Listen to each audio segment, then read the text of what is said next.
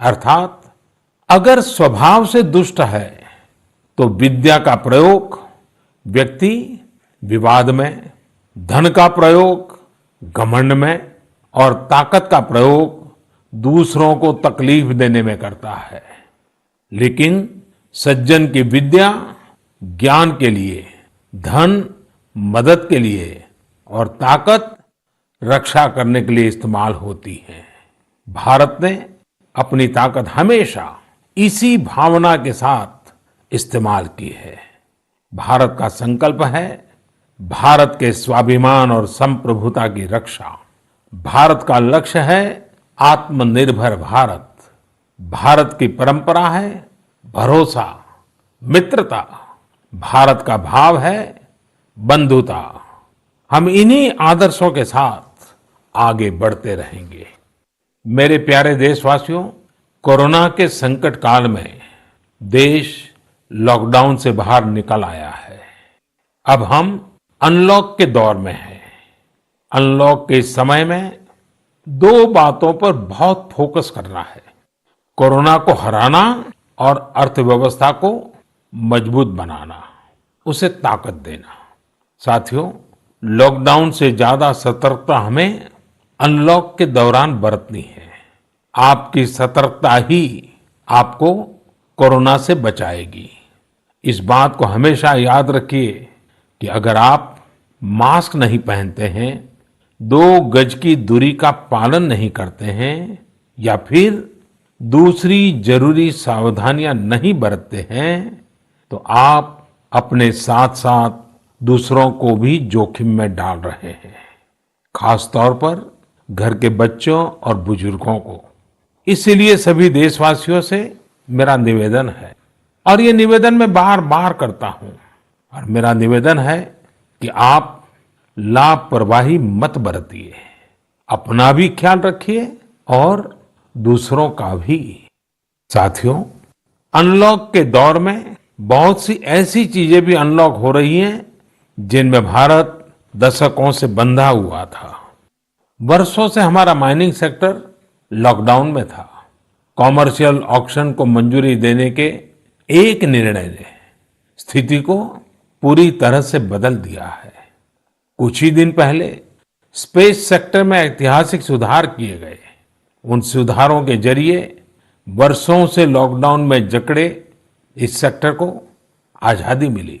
इससे आत्मनिर्भर भारत के अभियान को न केवल गति मिलेगी, बल्कि देश टेक्नोलॉजी में भी एडवांस बनेगा।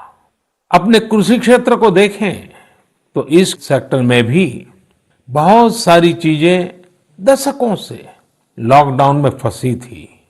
इस सेक्टर को भी अब अनलॉक कर दिया गया है।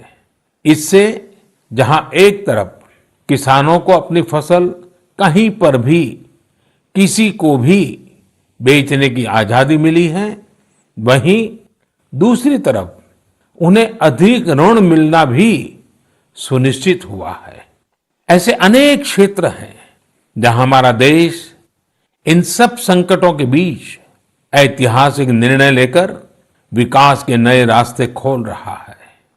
मेरे प्यारे देशवासियों, हर महीने हम ऐसी खबरें पढ़ते और देखते हैं जो हमें भावुक कर देती है।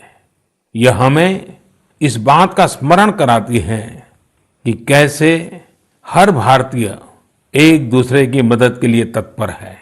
वह जो कुछ भी कर सकता है उसे करने में जुटा है। अरुणाचल प्रदेश की एक ऐसी ही प्रेरक कहानी मुझे मीडिया में पढ़ने को मिली। यहाँ सियांग जिले के मिरेम गांव ने वो अनोखा कार्य कर दिखाया जो समूचे भारत के लिए एक मिसाल बन गया है। इस गांव के कई लोग बाहर रहकर नौकरी करते हैं। गांव वालों ने देखा कि कोरोना महामारी के समय ये सभी अपने गांव की ओर लौट रहे हैं।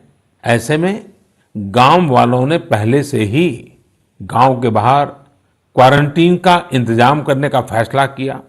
उन्होंने आपस में मिलकर गांव से कुछ ही दूरी पर 14 अस्थायी झोपड़ियां बना दी और ये तय किया कि जब गांव वाले लौटकर आएंगे तो उन्हें इन्हीं झोपड़ियों में कुछ दिन क्वारंटीन में रखा जाएगा।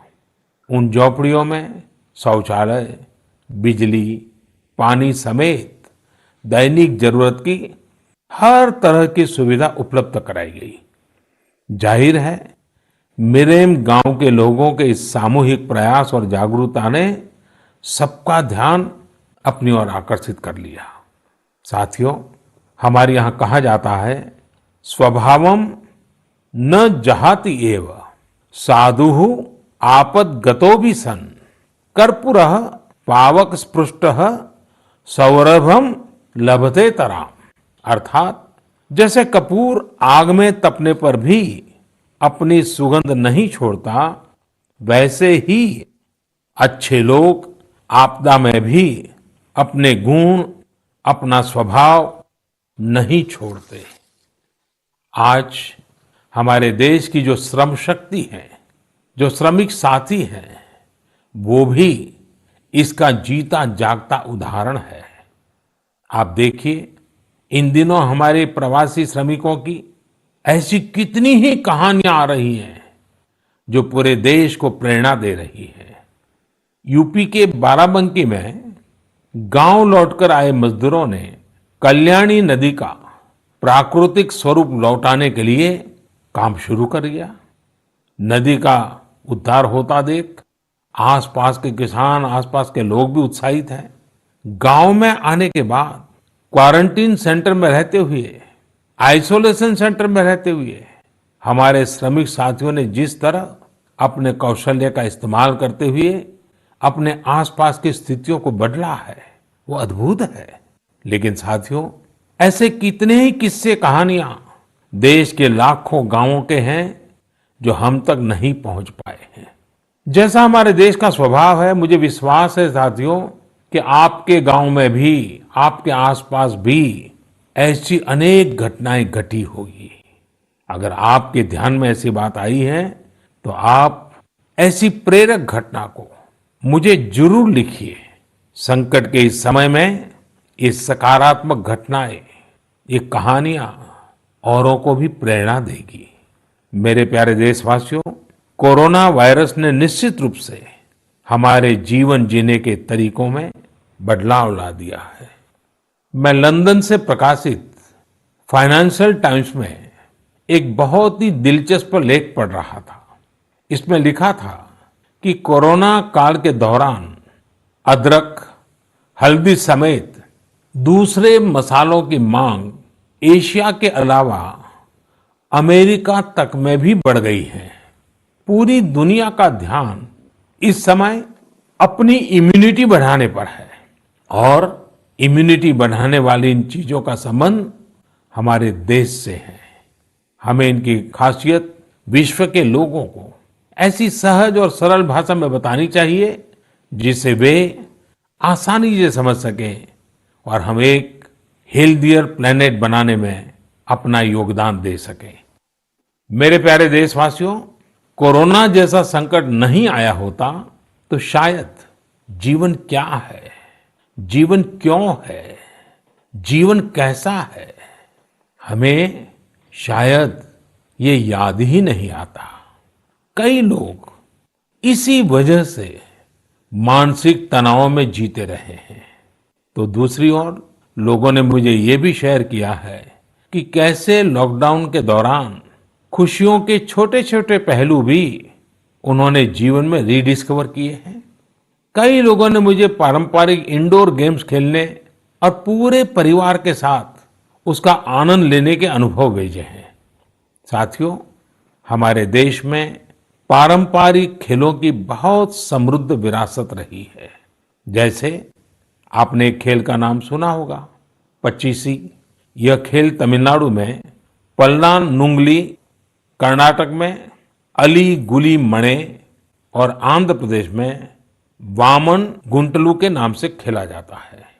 ये एक प्रकार का स्ट्रेटेजी गेम है जिसमें एक बोर्ड का उपयोग किया जाता है।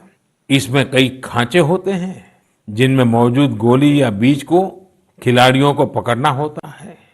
कहा जाता है कि यह गेम दक्षिण भारत से दक्षिण पूर्व एशिया और फिर दुनिया में फैला है। साथियों, आज हर बच्चा सांप सीढ़ी के खेल के बारे में जानता है। लेकिन क्या आपको पता है कि यह भी एक भारतीय पारंपरिक गेम का ही रूप है, जिसे मोक्ष पाटम या परम पदम कहा जाता है। हमारे यहाँ का एक और पारंपरिक गेम रहा है गुट्टा। बड़े भी गुट्टे खेलते हैं और बच्चे भी। बस एक ही साइज के 5 छोटे पत्थर उठाएं और आप गुट्टे खेलने के लिए तैयार। एक पत्थर हवा में उछालिए और जब तक वो पत्थर हवा में हो, आपको जमीन पर रखे बाकी पत्थर उठाने होते हैं। आम तौर पर हमारे यहाँ इंडोर खेलों में कोई बड़े साधनों की जरूरत नहीं होती है। कोई एक चौक या पत्थर ले आता है, उसे जमीन पर ही कुछ लकीरें खींच देता है और फिर खेल शुरू हो जाता है। जिन खेलों में डाइस की जरूरत पड़ती है, कौड़ियों से या इमली के बीज से भी काम चल जाता है। साथियों, मुझे मालूम है आज जब मैं ये बात कर रहा हूं, कितने ही लोग अपने बचपन में लौट गए होंगे, कितनों को ही अपने बचपन के दिन याद आ गए होंगे। मैं यही कहूंगा कि उन दिनों को आप भूले क्यों है, उन खेलों को आप भूले क्यों है। मेरा घर के नाना नानी दादा दादी घर के बुजुर्गों से आग्रह है कि नई पीढ़ी में ये खेल आप अगर ट्रांसफर नहीं करेंगे तो कौन करेगा। जब ऑनलाइन पढ़ाई की बात आ रही है तो बैलेंस बनाने के लिए, ऑनलाइन खेल से मुक्ति पाने के लिए भी हमें ऐसे करना ही होगा। हमारी युवा पीढ़ी के लिए भी, हमारे स्टार्टअप्स के लिए भी यहाँ एक नया अवसर है और मजबूत अवसर है। हम भारत के पारंपरिक इंडोर गेम्स को नए और आकर्षक रूप में प्रस्तुत करें। उनसे जुड़ी चीजों को जुटाने वाले, सप्लाई करने वाले स्टार्टअप्स बहुत पॉपुलर हो जाएंगे। और हमें ये भी याद रखना है, हमारे भारतीय खेल भी तो लोकल है और हम लोकल के लिए वोकल होने का प्रण पहले ही ले चुके हैं। और मेरे बाल सखा मित्रों, हर घर के बच्चों से, मेरे नन्हे साथियों से भी आज मैं एक विशेष आग्रह करता हूं। बच्चे, आप मेरा आग्रह मानेंगे ना? देखिए, मेरा आग्रह है कि मैं जो कहता हूं आप जरूर करिए। एक काम करिए, जब थोड़ा समय मिले तो माता पिता से पूछकर मोबाइल उठाइए और अपने दादा दादी नाना नानी या घर में जो भी बुजुर्ग हैं उनका इंटरव्यू रिकॉर्ड कीजिए। अपने मोबाइल फोन में रिकॉर्ड करिए। जैसे आपने टीवी पर देखा होगा ना, कैसे पत्रकार इंटरव्यू करते हैं, बस वैसा ही इंटरव्यू आप कीजिए। और आप उनसे सवाल क्या करेंगे, मैं आपको सुझाव देता हूं। आप उनसे जरूर पूछिए कि वो बचपन में उनका रहन सहन कैसा था, वो कौन से खेल खेलते थे, कभी नाटक देखने जाते थे, सिनेमा देखने जाते थे, कभी छुट्टियों में मामा के घर जाते थे, कभी खेत खलिहान में जाते थे, त्योहार कैसे मनाते थे। बहुत सी बातें आप उनको पूछ सकते हैं। उनको भी 40-50 साल 60 साल पुरानी अपनी जिंदगी में जाना बहुत आनंद देगा। और आपके लिए 40-50 साल पहले का हिंदुस्तान कैसा था, आप जहां रहते हैं वो इलाका कैसा था, वहां परिसर कैसा था, लोगों के तौर तरीके क्या थे, सब चीजें बहुत आसानी से आपको सीखने को मिलेगी, जानने को मिलेगी। और आप देखिए, आपको बहुत मजा आएगा। और परिवार के लिए एक बहुत ही अमूल्य खजाना, एक अच्छा वीडियो एल्बम भी बन जाएगा। साथियों, ये सत्य है कि आत्मकथा या जीवनी, ऑटोबायोग्राफी या बायोग्राफी, इतिहास की सच्चाई के निकट जाने के लिए बहुत ही उपयोगी माध्यम होती है। आप भी अपने बड़े बुजुर्गों से बातें करेंगे तो उनके समय की बातों को, उनके बचपन, उनके युवा काल की बातों को और आसानी से समझ पाएंगे। ये बेहतरीन मौका है कि बुजुर्ग भी अपने बचपन के बारे में, उस दौर के बारे में अपने घर के बच्चों को बताएं। साथियों, देश के एक बड़े हिस्से में अब मानसून पहुंच चुका है। इस बार बारिश को लेकर मौसम विज्ञानी भी बहुत उत्साहित हैं, बहुत उम्मीद जता रहा है। बारिश अच्छी होगी तो हमारे किसानों की फसलें अच्छी होगी, वातावरण भी हरा भरा होगा, बारिश के मौसम में प्रकृति भी जैसे खुद को रिजुवेनेट कर लेती है, मानव प्राकृतिक संसाधनों का जितना दोहन करता है, प्रकृति एक तरह से बारिश के समय उनकी भरपाई करती है, रिफिलिंग करती है। लेकिन ये रिफिलिंग तभी हो सकती है जब हम भी इसमें अपनी धरती माँ का साथ दें, अपना दायित्व निभाएं। हमारे द्वारा किया गया थोड़ा सा प्रयास प्रकृति को, पर्यावरण को बहुत मदद करता है। हमारे कई देशवासी तो इसमें बहुत बड़ा काम कर रहे हैं। कर्नाटक के मंडावली में एक 80-85 साल के बुजुर्ग हैं कामेगौड़ा जी। कामेगौड़ा जी एक साधारण किसान है, लेकिन उनका व्यक्तित्व बहुत असाधारण है। उन्होंने एक ऐसा काम किया है कि कोई भी आश्चर्य में पड़ जाएगा। 80-85 साल के कामेगौड़ा जी अपने जानवरों को चराते हैं, लेकिन साथ साथ उन्होंने अपने क्षेत्र में नए तालाब बनाने का भी बीड़ा उठाया हुआ है। वे अपने इलाके में पानी की समस्याओं को दूर करना चाहते हैं, इसलिए जल संरक्षण के काम में छोटे छोटे तालाब बनाने के काम में जुटे हैं। आप हैरान होंगे कि 80-85 वर्ष के कामेगौड़ा जी अब तक 16 तालाब खोद चुके हैं अपनी मेहनत से, अपने परिश्रम से। हो सकता है कि जो तालाब उन्होंने बनाए वो बहुत बड़े न हो, लेकिन उनका ये प्रयास बहुत बड़ा है। आज पूरे इलाके को इन तालाबों से एक नया जीवन मिला है। साथियों, गुजरात के वडोदरा का भी एक उदाहरण बहुत प्रेरक है। यहाँ जिला प्रशासन और स्थानीय लोगों ने मिलकर एक दिलचस्प मुहिम चलाई।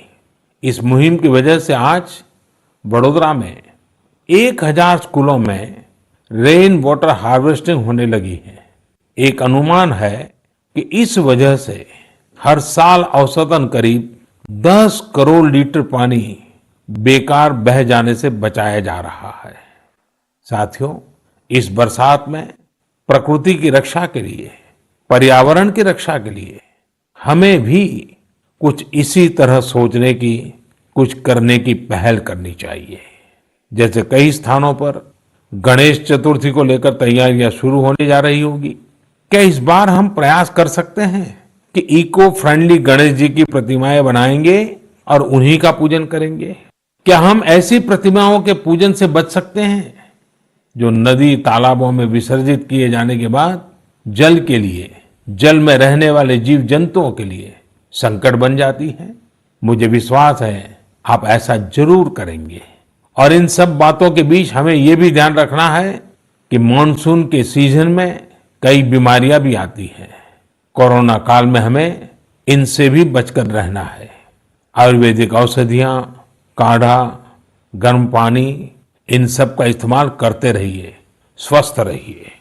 मेरे प्यारे देशवासियों, आज 28 जून को भारत अपने एक भूतपूर्व प्रधानमंत्री को श्रद्धांजलि दे रहा है, जिन्होंने एक नाजुक दौर में देश का नेतृत्व किया। हमारे ये पूर्व प्रधानमंत्री श्री पीवी नरसिम्हा राव जी की आज जन्म शताब्दी वर्ष की शुरुआत का दिन है। जब हम पीवी नरसिम्हा राव जी के बारे में बात करते हैं तो स्वाभाविक रूप से राजनेता के रूप में उनकी छवि हमारे सामने उभरती है, लेकिन ये भी सच्चाई है कि वो अनेक भाषाओं को जानते थे, भारतीय एवं विदेशी भाषाएं बोल लेते थे। वे एक और भारतीय मूल्यों में रचे बसे थे, तो दूसरी ओर उन्हें पाश्चात्य साहित्य और विज्ञान का भी ज्ञान था।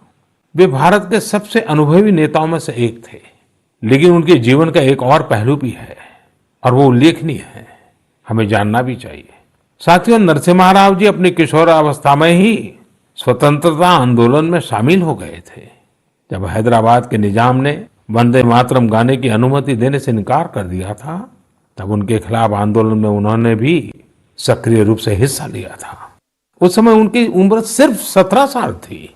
छोटी उम्र से ही श्रीमान नरसिम्हा राव अन्याय के खिलाफ आवाज उठाने में आगे थे। अपनी आवाज बुलंद करने में कोई कोर कसर बाकी नहीं छोड़ते थे। नरसिम्हा राव जी इतिहास को भी बहुत अच्छी तरह समझते थे। बहुत ही साधारण पृष्ठभूमि से उठकर उनका आगे बढ़ना, शिक्षा पर उनका जोर, सीखने की उनकी प्रवृत्ति और इन सब के साथ उनकी नेतृत्व क्षमता सब कुछ स्मरणीय है। मेरा आग्रह है कि नरसिम्हा राव जी के जन्म शताब्दी वर्ष में हम सभी लोग उनके जीवन और विचारों के बारे में ज्यादा से ज्यादा जानने का प्रयास करें। मैं एक बार फिर उन्हें अपनी श्रद्धांजलि अर्पित करता हूं। मेरे प्यारे देशवासियों, इस बार मन की बात में कई विषयों पर बात हुई। अगली बार जब हम मिलेंगे तो कुछ और नए विषयों पर बात होगी। आप अपने संदेश, अपने इनोवेटिव आइडियाज मुझे जरूर भेजते रहिए। हम सब मिलकर आगे बढ़ेंगे और आने वाले दिन और भी सकारात्मक होंगे। जैसा कि मैंने आज शुरू में कहा, हम इसी साल यानी 2020 में ही बेहतर करेंगे, आगे बढ़ेंगे और देश भी नई ऊंचाइयों को छुएगा। मुझे भरोसा है कि 2020 भारत को इस दशक में एक नई दिशा देने वाला वर्ष साबित होगा। इसी भरोसे को लेकर आप भी आगे बढ़िए, स्वस्थ रहिए, सकारात्मक रहिए। इन्हीं शुभकामनाओं के साथ आप सभी का बहुत बहुत धन्यवाद। नमस्कार।